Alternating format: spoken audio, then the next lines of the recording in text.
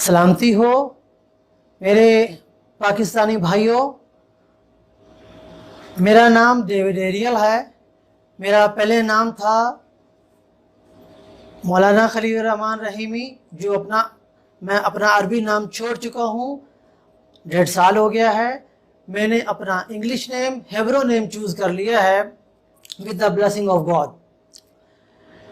میں پاکستان اور اسرائیل ان دو ملکوں کے درمیان میں پبلک کے اندر محبت چاہتا ہوں، تاکہ پبلک میں لوگوں کے درمیان میں نفرتیں ختم ہوں، محبتیں بڑھیں۔ دیکھیے، پاکستان اور اسرائیل دونوں ملک اللہ سے محبت کرنے والے لوگ ہیں۔ پاکستان میں 2 قسم کی سوچ پائی جاتی ہے۔ ایک ہے نازیزم سوچ، ہٹلر کی سوچ جو جیوش سے نفرت کرتے ہیں، اور ایک ہے زائنسٹ سوچ جو کہتے ہیں کہ اسرائیل اینڈ یروشلم جو ہے وہ اللہ سے محبت کرنے والے ہیں، ان کو بھی جو رائٹس ہیں وہ پورے رائٹس ملنے چاہیے۔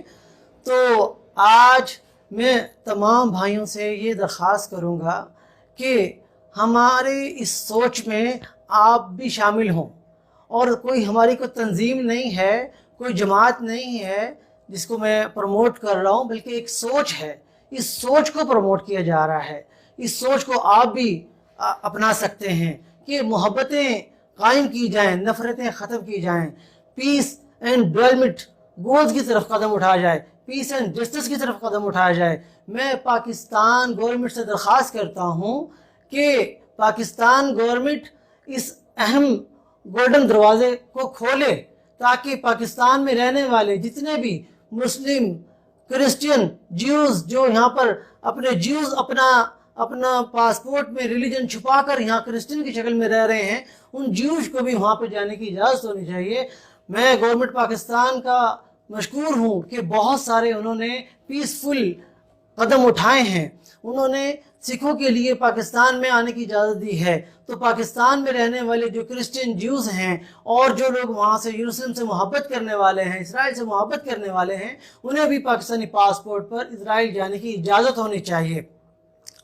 دیکھیے، سسٹینیبل ڈیولپمنٹ گولز کے اوپر 16 پیس اینڈ جسٹس کے اوپر جو کام ہو رہا ہے، اس میں سب سے پہلا کام یہ ہے کہ ہمارے قوم میں سے نفرتیں ختم کرنے کے لیے، ہٹلر کی نازیزم سوچ کو ختم کرنے کے لیے یہاں پہ زائنسٹ سوچ، محبتیں آپس میں پیدا کرنے والی سوچ قائم ہونی چاہیے۔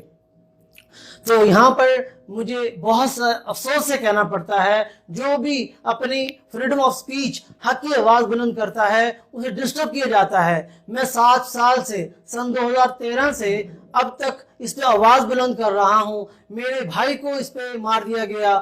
یہاں پاکستان میں جو بھی اپنے حق کی آواز بلند کرتا ہے اسے ڈسٹرب کر دیا جاتا ہے۔ آخر کیوں؟ کب تک؟